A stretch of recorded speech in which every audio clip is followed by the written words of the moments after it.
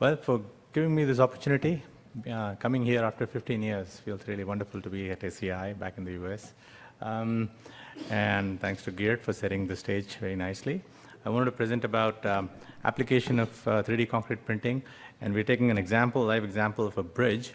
And so what we're planning to do is was to deliver a bridge, a 3D printed concrete bridge. The idea was to demonstrate this whole idea of form-specific structural system optimization, not topology optimization per se, for a lightweight structure. And I'll explain what it is a little later. We wanted to go through the whole process, document what it takes to design, come up with a design for a bridge, print it, and actually load test it. And we wanted to also assure ourselves the design would work. All these nice things aside, why we got into it was we got bullied into it. We had a printer in our lab, and our administration said, "Why don't you do something useful with it?" So we got ourselves to print a bridge. We said, "Fine, we'll deliver a bridge," and that is the bridge that we actually delivered. It is designed to the standard, the Indian standard for a pedestrian bridge. What are the challenges that we came across? Right off the bat, we noticed that we had a few issues. One is development of the structural form. Now, of course, everybody talks about material follows force, which is a nice concept to have, but one should be able to visualize the forces and actually print material where it's required. And from there, the form should emerge, and then you can optimize the form once you have the form of the visualizing the flow within the structure. The second biggest problem that we have is integration of reinforcement. You cannot have a practical structure if you're not putting steel in it. We are talking concrete, and we need tension capacity for it. The other problem, determination of structural performance. Material property determination, it is anisotropic material, so our conventional concrete design analysis procedures don't work. We have to look at the material being transversely isotropic or orthotropic at best. Then, of course, linking the material property to the structural capacity of behavior. How do I take something that comes from a cube to something that is much larger, like a bridge? Continuity in the structures becomes very important. How do I bring in continuity between the different components? If I do print the different components, how do I stitch them together? I think Geert very nicely showed the post-tensioning being used as an idea to stitch together a structure. So if you think about a bridge or any structure, an assembly of filaments, essentially a filament is what comes out of a nozzle, along predefined contours that make up a structural form. That's what we're dealing with. Then the challenges that we have are development of the material. And I can talk at length about how to make the material printable. Of course, it has to exhibit buildability that is beautifully demonstrated in the last presentation. I need to be able to build up on the structure. Then, of course, a form-optimized structural system. That is, I need to define the printing contours and the assembly of filaments that make up this structure in some sort of an optimized way so that I get a lightweight structure. That's where the advantage of the technique lies. Now, construction methodology for field direction. And of course, right at the beginning, we realized that a structure like bridge, building it on site is not going to be practical at the stage of development that we were in, so we were looking at off-site printing. Then, of course, we were looking at components that had to be transported to the site and integrated together. We were going to test and calibrate it, so not just print something and put it there, but actually test and calibrate ourselves and calibrate the model that we were looking at, and then final field deployment. So the printing system that we have is very similar to what was shown to you before. It is a robotic arm printing system.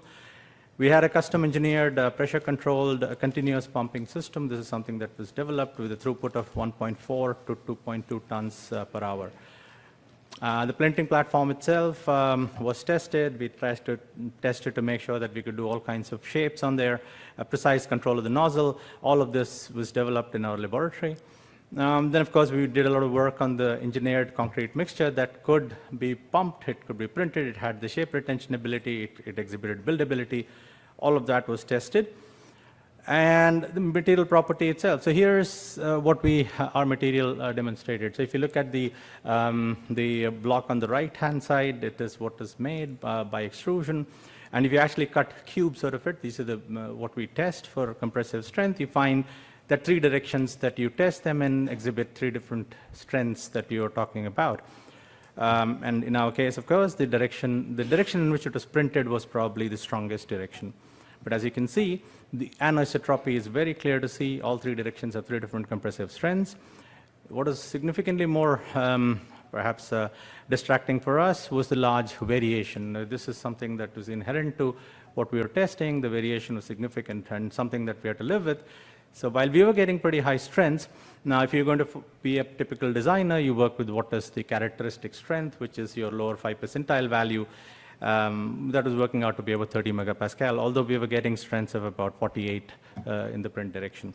So now, the next thing is to integrate reinforcement, and the best thing at that point of time, what we could think of was to literally lay the reinforcement between the layers. Think of a template, have the template ready, put it between the layers. So to do that, to test it, we simply took the steel reinforcement and put layers of steel, layers of concrete around it, and then we went around, tested it. This was tested in a typical fracture test setup, where you have a notch, the steel bar is just above the notch, and as you test the beam in bending, what we find is that initially there's a low drop, the steel does engage, the steel engages at around a crack opening of around 200 microns, and after that you see a load recovery. Now this becomes important for us from a modeling perspective, because now we were able to get the cohesive stress or the crack closing stress that we get from the steel bar that is sitting between the layers. And mind you, this steel reinforcement was simply placed between the layers. We didn't do anything extra, anything special like extruding around the steel or anything else. So, so finally, coming to the structural form development, and these are literally copies of my notes that I had done when we were talking about the concept. The whole idea was to develop the idea of a tied arch. So if you had a bridge, first objective is to minimize tension in the structure, and if there is tension, let steel take it.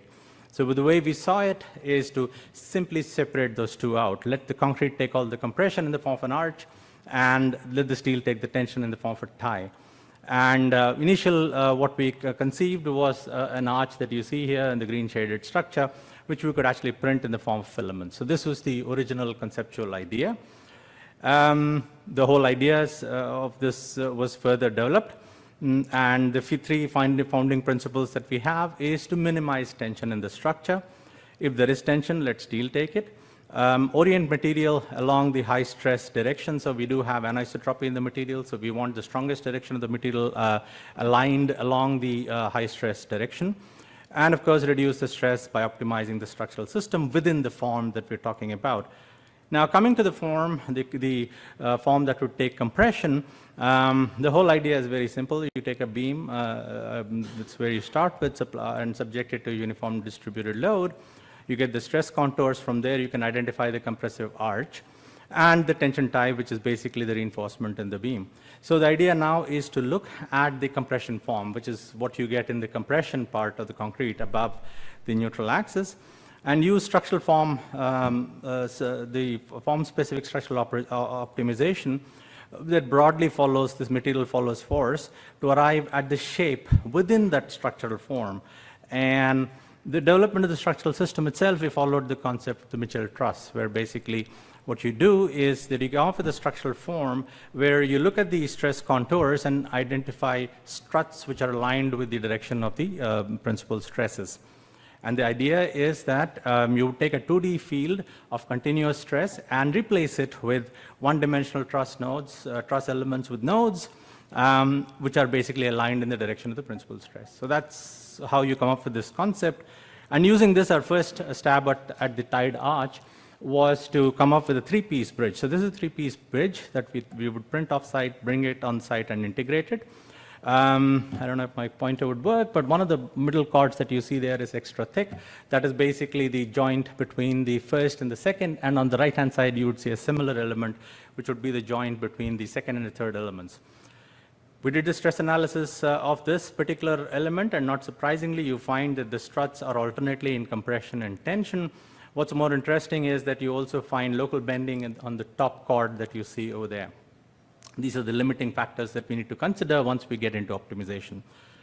One of the tricky things here is this is a nice shape to work with, but ultimately it has problems with printing because of print path constraints. You see, when you're printing on a plane, you don't want to be lifting up the print head wherever material crosses each other. So something like the form of an X or a 5-member joint is something that is very troublesome to do when you're looking at print path optimization. So we had to do away with that, and the next evolution was to come with a two-piece bridge, where now we have a continuous filament that runs along. The diagonal elements are now continuous, and I could print this entire structure in one plane without having to lift up my print head.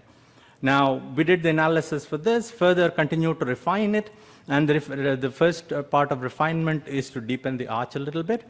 And of course, all of this was done in an automated manner where we were trying to play around with the geometry of the truss.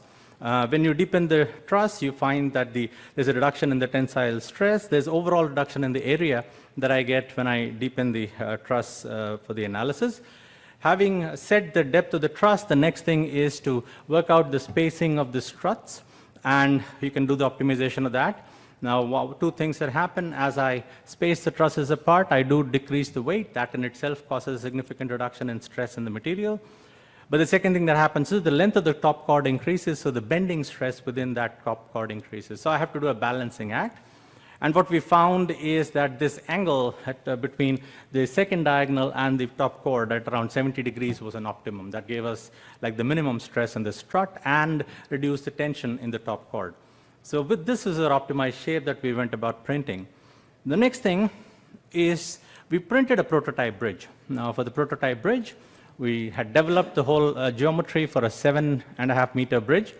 We simply compressed it to 5 meters. Compressed it along the length and the height while keeping the filament thickness the same. And you can see that here you have the two elements, the left and the right, and the closure pore in between. This was printed, we transported it to the site, it was erected on site.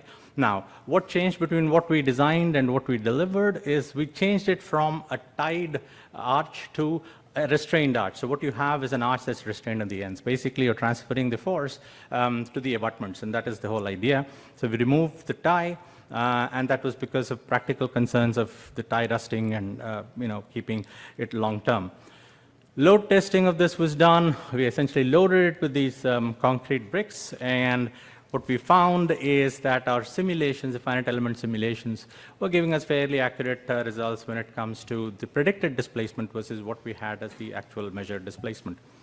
We wanted to load test it to failure, but the students got so attached to that bridge, they wouldn't let me load beyond the linear range or the predicted linear range.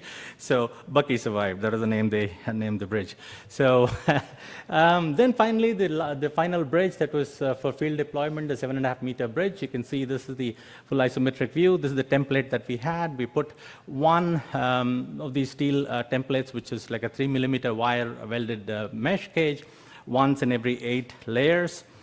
The analysis, you see beautifully the struts in alternating tension and compression, the top chord showing the bending effect, did full nonlinear analysis with using the continuum damage model for concrete. And of course, we had extracted the cohesive stress for the steel bar, bridging the crack. And so what we see is that the initial nonlinearity in the load response is where we have cracking at the top. This is cracking in tension. The steel comes in, and the load doesn't drop. There's a small change in the slope in the load response. Then, of course, at load point 2, you see more tension damage in the top chord, but because you have the steel there, we're able to hold on to the load. The load builds up significantly to point 3. And final failure happens when the compression chord at the bottom that you see in the deep red, that basically fails in compression. So, and the failure happened surprisingly at about about 180 tons, which was not something we expected. I mean, this is basically a bridge that was designed as a pedestrian bridge, and it was ready to take the weight of about 2.5 trucks. So that's significant. And all of this was done at a significant reduction of weight. And when we did the comparison, what we started, we had achieved a weight reduction of about 56%. So this is the structure that's being printed, the bridge structure in the system using the extrusion-based process in the robotic arm printer. So the system, the entire thing was printed off-site. It was brought to site, erected. Then the closure pore was done. One of the things, of course, where we cheated was we didn't have data on fatigue. When you're talking about bridges, fatigue becomes very important. We had to do some hand waving, take some stress reduction in the design of the bridge, where you say the allowable stress is decreased because we don't have the fatigue data. But ultimately, what we do have is a bridge that is 7.5 meters in span, off-site printed, erected on site, and it has been load tested. What are the lessons that we've learned from this? The mechanistic understanding of the system response, we are not there yet. I mean, if you look at it, you have the physical form, the digital representation, and the model representation. There are lots of gaps between all of these. What we show as a continuous element, let's say you have a strut that is turning around and you have the top chord. It is not continuous. It's actually two pieces of material. How good the material interface is there is anybody's guess. But when it comes to modeling, we take it as a continuous element. So these are issues that are still to be resolved. And when we make a prediction about ultimate load, it's still not very well known. So the continuity with the elements is something that we still don't understand, like I said. Automation of reinforcement placement. We are still stuck with it. What we had done was we cheated. We put a template between the layers, which is perhaps not the best way to do it. And like I said, the fatigue performance, we don't have any data on that yet. The other thing we quickly realized when we started working on this is that we need to pull together teams with different levels of expertise. You need only the materials people cannot handle it. You need somebody with background in structural engineering, material processing, people who can handle robotics, and have a good team that will deliver a solution for you. So with that, I'd like to thank you for your attention. That's the entire team. That is the load-tested bridge. And they wouldn't let me place one more block on top of that because they were scared that their baby would die. So thank you.